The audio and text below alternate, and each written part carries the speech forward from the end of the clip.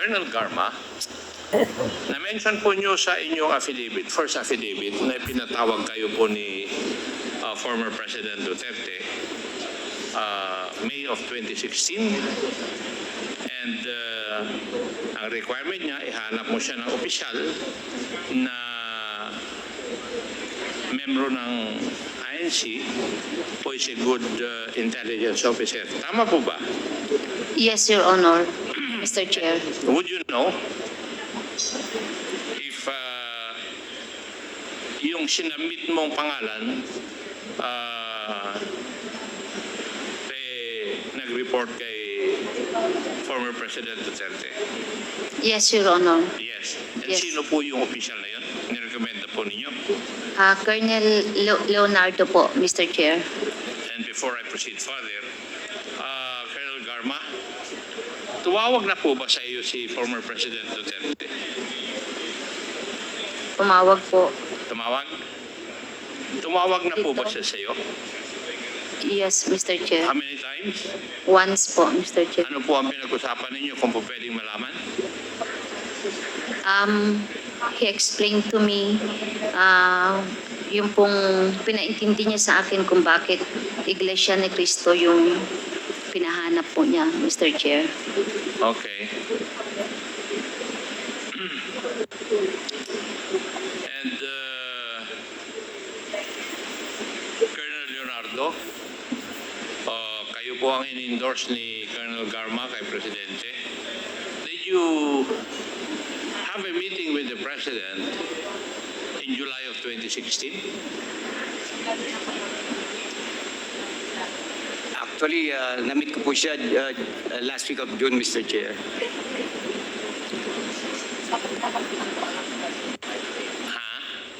Na-meet ko po, No, did you have a meeting after Colonel Garma has endorsed your name to the former President that you met with the President sometime in July 2016? ang pagkakalam ko po, Mr. Chair, last week of June, Mr. Chair. Hindi ba last week of May?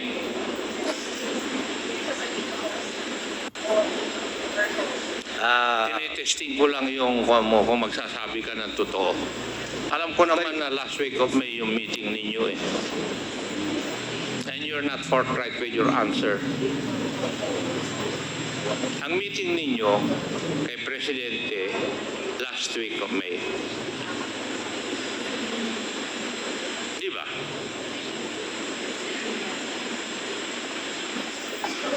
Tama? Ay, check po, parang may ano po, may meeting po kami nga, may din po, Mr. Chair. Nung ikaw ay nag-meet with the President, sino po ang kasama nyo?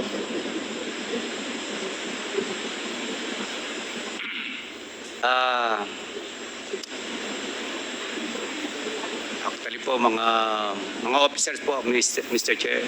Mga Ano po? Officers po ng PNP. Sino po? Officers po ng PNP, Mr. Chair. Yung as far as I can recall, Mr. Chair. With the President. Opo, Mr. Chair. Ang sabi mo nun, yung class ninyo, hindi nakipag-usap kay Presidente. Ako lang po yun, Mr. Hindi po yung class namin. Yung sinasabi niyo na may nag-meet kami, Mr. Chair. Hindi ba, Colonel Garma, ang sabi mo, sometime in May, doon ka na pinatawag ni Presidente, di ba? At sinabi mo yung pangalan ni Colonel Leonardo. Yes, Mr. Chair. Yes. And a meeting took place dahil kailangan ka ni Presidente eh. Sinabi na nga ng pangalan mo ni Colonel Garma eh. Tapos i-deny mo na nakipag-meet ka na kay Presidente in May of 2016. Opo, Mr. Chair, May. Yes. Pero ako lang po, wala pong ibang Huwag kang magsinungaling sa akin. Baka i-charge pa kita ng perjury. You met with the President with some people. And may I know the topic? Ano yung topic ng inyong pag-uusap ni Mr. President o former President? Actually, Mr. Chair, ano lang po kami, ako po, nandun lang, Mr. Chair, parang, ganun lang din po, parang, nagpakita lang po, Mr. Chair. Hindi naman po talaga meeting, hindi naman po ako kasali sa mga meeting noon, Mr. Chair. Ibig mong sabihin, hinanap ka ni Mr. President, former President, para lang imit ka? Opo, Mr. Yun Chair. lang po. Ano? You want me to believe that?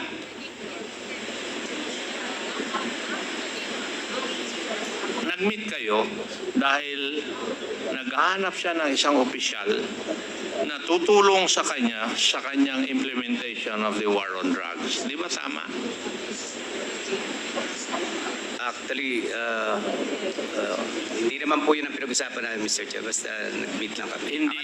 Hindi yun ang pinag-usapan ninyo.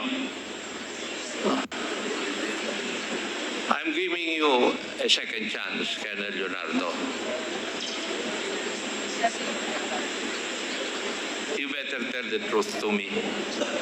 Kasi baka may demanda pa kita ng another offense.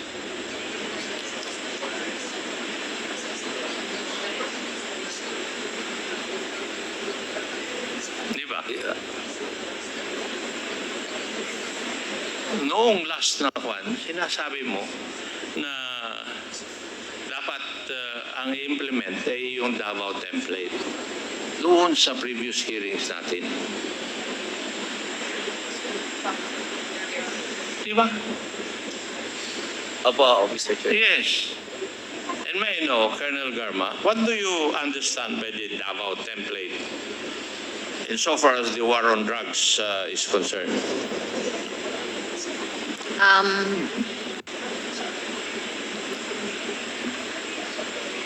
The payments and rewards po, Mr. Chair. Huh? Rewards and payments po There is a reward for what? for successful neutralization of drug Neutralization? suspects. And when you say neutralization, it means the killing? Can be, Mr. Chair, a legitimate operation or In your affidavit, you answered the lead chair, the Honorable Barbers, that you received three times monetary reward in the amount of 20,000. Hindi po ba? yes, Mr. Chair. And for what is that? For the death of the suspects, Mr. So, Chair. you are admitting to this committee na talaga yung Davao template would involve the neutralization of drug suspects and there are rewards for such. Yes, Mr. Chair. Yes. Hindi mo malalaman ito, Colonel Leonardo, because you were never a station commander in Davao City, hindi ba? Yes, Mr. Chair. Yes. That's why hindi kita tinanong dito. Ang tanong ko sa iyo, pinatawag ka ni former president so that you will be able to help him implement the war on drugs on a national level using the Davao template. Hindi ba? Sinabi mo na nga doon sa last hearing natin yan eh. Yes, Mr. Chair. Yes. Now, may I know, do you know when Gerald de la Rosa became the chief NP? July 2016, Mr. Chair. July of Of 2016. 2016. Opo, Mr. Now, when did Gerald Ferro become the AIDG of the Philippine National Police?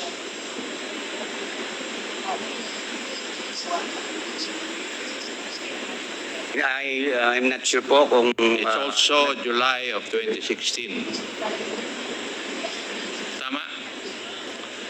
Tanungin mo si Colonel Cunanan para may research niya kaagad. July of 2016. Now, when did General La Peña became the PIDEA head? I guess same pong Same. din po yata, Mr. Chair. Pare-parehas, di ba? Yung AIDG, Anti-Illegal Drug, ng Philippine National Police, General Ferro, yung PIDEA, si General La Peña, and Chief PNP, si General De La Rosa. Tama? Tama po, Mr. Chair. Yes. And it was during that time na nagrekomenda ka ng task force which hindi natuloy. Actually, hindi ko po na-recommend, Mr. Chair. June, June, last week of June, hindi na po kasi meron na pong i-implement na double barrel, Mr. Chair. Yung double barrel, kalahati nun, yung Oplan Tukhang, yun yung ginagawa sa Davao. Tama? Tama po, Mr. Chair. Oo, kasi nung plinano ni General De La Rosa yung Oplan double barrel, dinagdag niya yung high value targets. Tama po, Mr. Chair. Yes. Now, would you agree with me, Colonel Garma, na doon sa implementation ng Oplan Tukhang and Oplan high-value targets, when the target does not resist the arrest, they would still be killed or neutralized and to be justified as nanlaban with guns and drugs planted on their bodies? Would you agree with that? Mr. Chair, can I explain my answer, Mr. Chair? If you read the results of the investigation or look at the result of the scene of the crime operations, makikita mo po na parang magda-doubt ka kung lumaban ba or hindi yung suspect. So you agree with my statement? Sometimes, Mr. Chair. That's also the findings of the human rights groups. Kaya tinatanong ko lang sa iyo kung naniniwala ka. Now, Colonel Leonardo, would you believe that also? Meron po akong mga narinig na mga ganong case, Mr. Chair. Narinig mo lang. And therefore, Napanood. you do not believe the investigations conducted by the human rights group? Meron po nangyayaring ganon, Mr. Chair. Okay, thank you for that. Now, the drug list, it was made in July of 2016, tama? Galing sa Philippine National Police. Would that be correct, Colonel Leonardo? I believe so, Mr. Chair. You believe so? PIDEA, that would be correct also?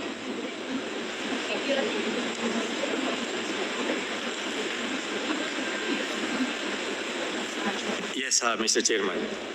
That was in July of 2016. Yes, Your Now, after the list has been submitted,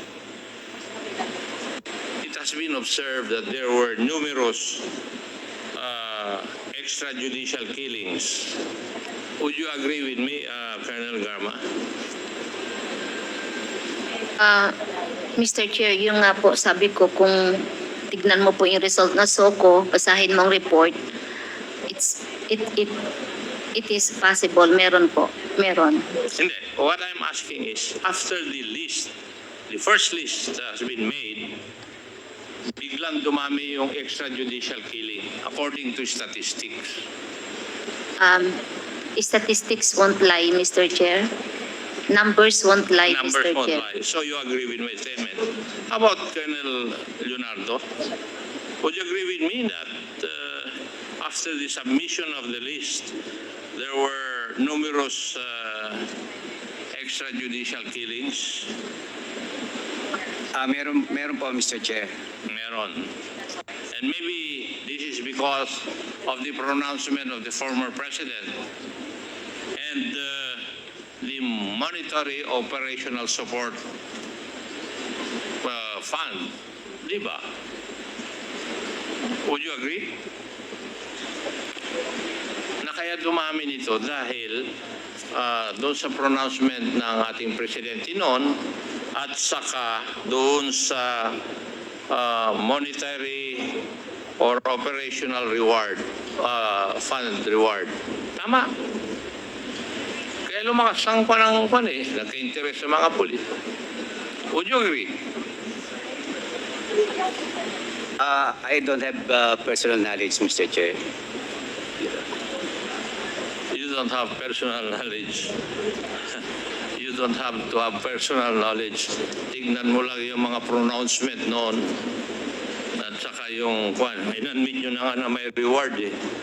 Tapos kailangan pa ang personal knowledge. How about PDEA? Would you agree with that? That there was rampant EJ case after the first list was made? That was the indication, Your Honor. Yes, kasi August pa lang. Ang dami nang namatay eh. Now, and would you agree with me also, Colonel Garma, Colonel Leonardo, that abuses came about because of the monetary reward? Ang reason nanlaban, natukhang, or naplantingan. Di ba? Lumabas yung mga terminologies na yan sa ating kapulisan eh. Would you agree with me na there were abuses using these terminologies, nanlaban, natukhang, at saka naplantingan? I believe so, Mr. Chair. Would you also agree with that, Colonel Garma? Yes, Mr. Chair. And PDEA, would you agree with that? Yes, Your Honor. Yes, kasi nandun naman yung mga statistics eh. Now, ang pinag-aawayan natin ay si Colonel Leonardo, ayaw niyang diretsahin, tanggapin, merong levels of reward. And Colonel Garma, would you admit na merong levels of reward depende dun sa non-neutralize? Yes, Mr. Chair. Yes. PDEA, would you agree na merong levels of reward? Kasi narinig ko na rin ito sa report ninyo eh. Yes, Mr. According Chairman. to your research. Yes, Your Honor. And only you, Colonel Leonardo, cannot directly admit na merong levels of reward. Bakit kaya? Meron po yung level yung mga nasa list, Mr. Chair. So you're admitting that may levels of reward and may reward systems. sir- If there are rewards, then there will be a reward system. Tama po ba? Ang alam ko po, operational support, Mr. Chair. Call it what you want. Pero kagaya ng sinabi ko kanina, yung reward, yung monetary reward or operational support. Di ba? Yes, Mr. Chair. Meron bang operational support na hindi monetary? Sa tokhang? Matanong ko nga po kayo. Wala po akong Kaya monetary reward, whatever you call it, you do not want to call it as monetary reward, operational support, yun po siguro yung kuha ninyo. Pero merong pera na involved. At ang pagbabayad dun sa neutralization, depende dun sa tao na neutralize. Would that be correct also, Colonel Garma? Yes, Mr. Chair. Pidea? Yes, Your Honor. And Colonel Leonardo, would you agree with that? Baka ikaw na lang naman hindi mag-agree. yun lang po alam ko, Mr. Chair, na Thank you. As a matter of fact, yung pagkamatay ng 3 Chinese doon sa Davao Penal Colony, the death of Mayor Espinosa, detainee or PDLA Guy Alvarez, and others ay part of the war on drugs because lumabas na yung listahan eh. Pedaya, would you agree with that? Yes, Mr. Chairman. Yes. Kasi nandun, yung mga namatay na ito nandun sa first list eh. Yes, Your Honor. And you do not know that, Colonel Leonardo. Alam ko po na Alam mo. may namatay. And Colonel Garma, are you aware of that also? Yes, Mr. Chair. Yes. Now, Pedaya, are you aware of the incident in 2016 where 10 suspected drug lords were killed in Pasay?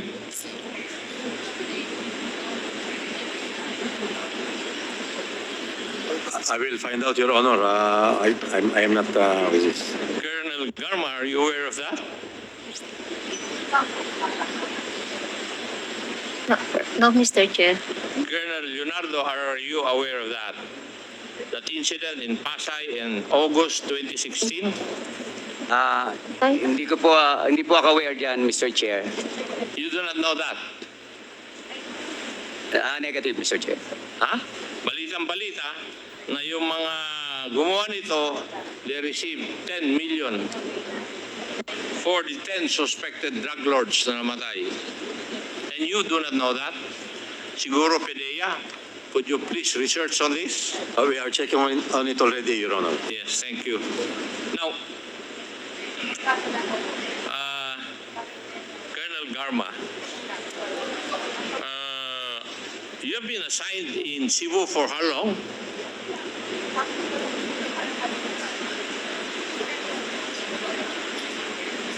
January 2017 to June of 2019, Mr. Chair. 17, 8. 2 years? 2.5 years. 2.5 years? Yes, Mr. Chair. And who was assigned first to Region 7? General Sinas or you? Ako po, Mr. Chair. Okay. Ikaw ang nauna. Yes, Mr. Chair. Now, in your stint in Cebu, how many prominent persons were neutralized, suspected of being drug lords?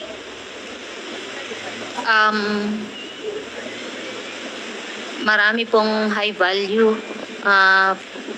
mga officials that were killed, Mr. Chair. Not only in Cebu City but nearby cities and towns under the Cebu province po. No.